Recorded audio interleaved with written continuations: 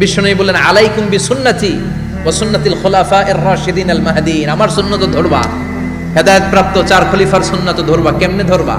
ইক্ষু চিনেন? ইক্ষু না গ্যান্ডারি নাকি আখ না কুশাই?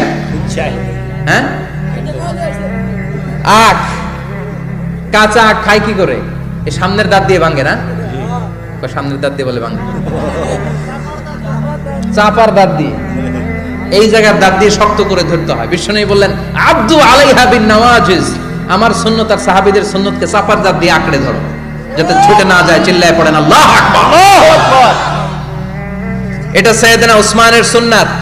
বিশ্বনবী বললেন ইযা নুদিয়া লিস-সালাহ মিন ইয়াউমিল জুমআতি ফাসআউ ইলা যিকরিল্লাহ, জুমার দিনে আযান যখন দেয়া হয়, ফাসআউ ইলা যিকরিল্লাহ, আল্লাহর স্মরণের দিকে ধাবিত হও। দেরি করো না।